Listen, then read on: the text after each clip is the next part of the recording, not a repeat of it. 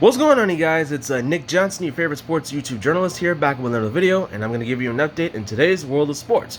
Now, let's start off with the biggest news of them all.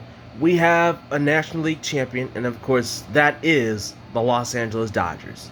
Yes, the Los Angeles Dodgers, for the second time in their franchise history, and one of the many times in postseason history, along with other teams that have been in this predicament before, have come back from a 3-1 series deficit to force a Game 7 and ultimately won this winner-take-all Game 7 just an hour ago.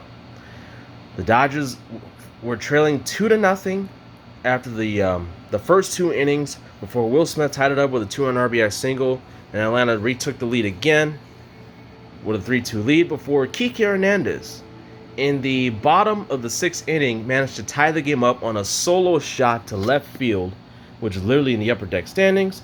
And then the Dodgers would cap off their miraculous comeback in the bottom of the seventh inning with a 2-out, full count solo shot, a real hell of a solo shot into right field by reigning National League MVP Cody Bellinger to give the Dodgers a 4-3 lead that they would never relinquish. But Dustin May for the Dodgers got the start, but it only lasted the first inning. Then Tony Gonsolin worked the next few innings. And then the next inning apiece were worked out by Brusdar Graterol and Blake Trinan before Julio Urias finished off the rest of the way. And he got the credit for the save as well. So the Dodgers pull off a miraculous comeback not only in the series but in this game as well. And with that being said, they have won the National League pennant for the third time in the last 4 years. So congratulations to the Los Angeles Dodgers, and of course their NLCS MVP and shortstop Corey Seager, who has had an amazing series with 5 home runs and 11 RBIs in the postseason series. Last person to have about 5 home runs in a playoff series was Chase Utley, when he was with the Philadelphia Phillies back in the 2009 World Series. He had 5 homers in that series as well. So congratulations to Seager, who has had a resurgent year above all else. Many people were calling for him to be traded after a down year last year, which was his first season back from Tommy John surgery. He had a resurgent regular season and a resurgent and dominant postseason at that. So congratulations to him. As the LA Dodgers on Tuesday will take on the American League champion, the Tampa Bay Rays. As we all can recall, the Tampa Bay Rays managed to avoid becoming the second team to lose the series after leading 3-0 in the ALCS against the Houston Astros before the Astros rallied to win 3 straight. But the Rays were able to hang on to win last night 4-2 to win their first American League pennant since 2008. Rays 25-year-old rookie outfielder Ray Arozaroni was the ALCS MVP after nailing 4 homers and 6 RBIs in the series against the Astros.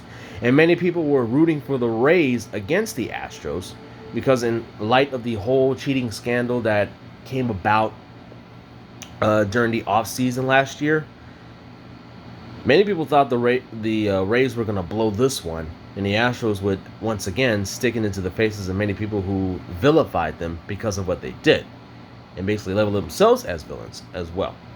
And a team that shouldn't have been in the postseason in the first place, barely 2 games above 500, losing their old ace and future Hall of Famer Justin Verlander, who did not play since the opening day of this pandemic-shortened season due to injury, which forced him to get Tommy John surgery, and was basically all the way up and down from top to bottom, working through multiple pitchers, and of course complete drop-offs from their notable hitters like Jose Altuve and Alex Bregman, even George Springer. But the Astros just came up just a bit short to get back to the big dance. So instead, the Rays and the Dodgers will take each other on in the World Series. Rays' first World Series appearance since 2008, and the Dodgers' trip to the World Series for the third time in the last 4 years. And it's going to feature an interesting storyline because Andrew Freeman, the current president of baseball operations for the Dodgers, was formerly the general manager of the Tampa Bay Rays many years ago, especially ranging from a scouting development partner to a general manager from the mid-2000s all the way to his resignation in 2014 to join the Dodgers. He formed a really great contending Tampa Bay Rays franchise that knows how to compete year in and year out, especially that pennant-winning club of 2008, which featured the likes of James Shields and David Price, above all people, you know. And we have to credit him for this one because he pulled off a blockbuster trade to bring in the tandem of Mookie Betts and David Price, who opted out of this season due to COVID-19 concerns. And it paid off big dividends, especially with Mookie having an MVP caliber season in the regular season as well. So it tips off to him and see exactly who will finally end their drought. Rather, the Rays are looking to win their first world championship in franchise history, and the Dodgers are still searching for that first World Series win since 1988. So this is going to be a really epic matchup. Two teams who have both finished with the best records in their respective leagues, and the Dodgers have the best record in all of baseball. The Rays the best record in the American League. Who do you think is going to win? Let me know what you think in the comment section, and then we're going to move on. Starting with, of course, this week's NFL action. Starting with earlier this morning's games. There was no Thursday games due to certain situation with COVID-19. So with that being said, there was no Thursday night game, as we all know. So they just went straight up ahead to the Sunday's games. So let's get into it. Starting with the Denver Broncos and the New England Patriots. The Broncos managed to hang on to avoid a collapse to win in Foxborough 18-12 over the Patriots, especially spoiling both Cam Newton and Stephon Gilmore's return to the field after both were diagnosed with COVID-19 within the previous 2 weeks. So congrats to the Broncos. First win in a while. And for New England, they just need to get back on track, especially with them having short practices. Only practicing on Friday practicing Thursday and then canceling Friday due to another one of their practice squad members being plagued with COVID-19. And once again, it is a really, really bad look for the NFL, who is mishandling this COVID-19 situation as we speak. But that's a story for another time. Let's move on. The next game, the Houston Texans and the Tennessee Titans, which was a game for the ages. Deshaun Watson had a big game with over 300 yards passing and 4 touchdowns. But the biggest player of the game was obviously Derrick Henry, who basically balled out of his mind, rushing for over 200 yards with a couple of touchdowns, especially highlighted by a 94-yard run in the second half, and more notably, rushing from 10 yards out in overtime to win it 42-36. And Tennessee, above all people, stays undefeated with a 5-0 record. And Houston dropping to 0-5 or 1-4 as we speak. I'll look that up later. The Pittsburgh Steelers easily manhandled the Cleveland Browns earlier today with a 38-7 blowout. The Pittsburgh defense was all over Baker Mayfield with 4 sacks and 2 interceptions against him. Those were the true stars of the game, especially a 33-yard pick six from Minkah Fitzpatrick, the Pro Bowl safety. So, big win for the Steelers, who too remain undefeated at 5-0. The Baltimore Ravens took care of business in Philadelphia, hanging on to win 30-28. Another great performance from Lamar Jackson, but the Ravens defense was able to hang on and win this one by 2 points. The New York Giants also held on to win against the Washington football team 20-19. Washington was able to score a touchdown in their final drive before failing to convert on a 2-point conversion because Ron Rivera was trying to gamble for the game-winning score, but Joe Judge's defense managed to hang on for the win to get the Giants their first win of the season. So congrats to them. The Atlanta Falcons, in their first game since the firings of both general manager Thomas Dimitroff and head coach Dan Quinn, came back with a huge statement win over the Minnesota Vikings in Minneapolis, 40-23. Big game for Matt Ryan and the returning Julio Jones, who found each other a couple times in the end zone, and Kirk Cousins was just having a god-awful night as we know it. So, hats off to the Falcons. They too get their first win of the season after starting 0-5, and it was much, much well-deserved.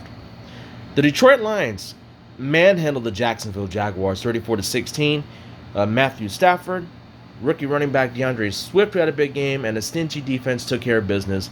Of course, Swift had a good game with over 100 yards rushing and 2 touchdowns. Let's see if the Lions can be able to build some momentum going forward. In a heavily notable competitive NFC North division with Green Bay and Chicago leading the helm. So, moving on, the Indianapolis Colts, they're known as being the comeback Colts for a whole lot of reasons. After trailing 24-0 in the first half, Phillip Rivers threw 3 different touchdown passes to lead Indianapolis to a comeback win over the Joe Burrow-led Cincinnati Bengals, 31-27. So a huge win for Phillip Rivers and company to stay their course and look to make some noises themselves. So, despite somewhat of a good game for Joe Burrow, who threw over 300 yards, but no touchdown passes and threw a costly interception, this one was huge for Indianapolis. So, congrats to them. The Chicago Bears, led by Nick Foles and that stingy defense led by Khalil Mack, would hang on to win against the Carolina Panthers 23-16. The Miami Dolphins completed a shutout over the hapless New York Jets 24-0 to further dispel New York's miserable season to 0-5 as Adam Gase continues to be on the hot seat and just looks completely embarrassing throughout. So, in the game of the week, the Green Bay Packers, led by Aaron Rodgers, future Hall of Famer, and the Tampa Bay Buccaneers, led by another future Hall of Famer and 43-year-old Tom Brady.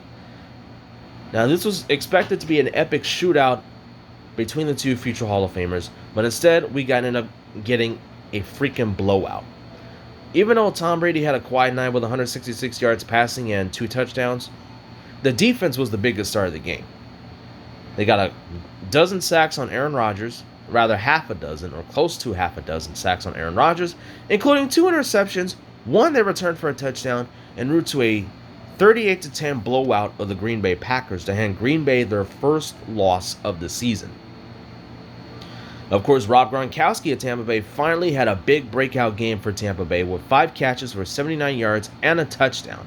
His first touchdown with his new glove and a long-awaited Gronk spike that we haven't seen in 2 years since his time with Brady in New England. So congrats to Tampa with a statement win. And of course, to close out Sunday night, you have the Sunday night matchup between 2 division rivals here in California, the San Francisco 49ers and the Los Angeles Rams. Big performances from Jimmy Garoppolo and George Kittle propelled San Francisco to a huge 24-16 win to bounce back from that embarrassing loss they suffered against the Miami Dolphins last week and basically drop the Rams to 4-2 as we know it, and the Niners improved to 3-3.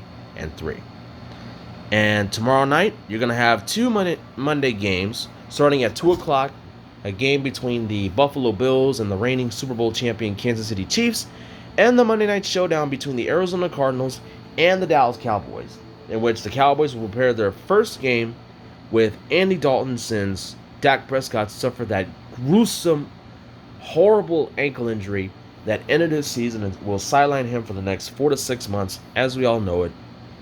So, with already a bad defense and the loss of Dak Prescott, where do the Cowboys go from here?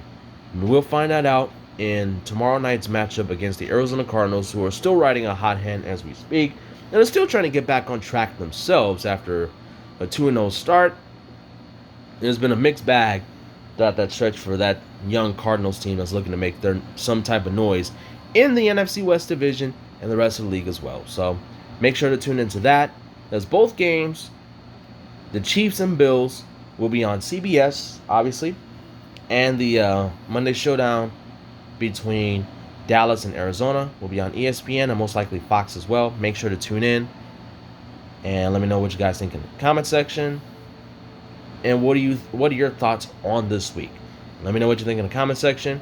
And also, let me know who do you think will win the World Series, in which Game 1 will begin on Tuesday on Channel 11 on Fox, which is the home of the World Series, as they have been for the last 2 decades.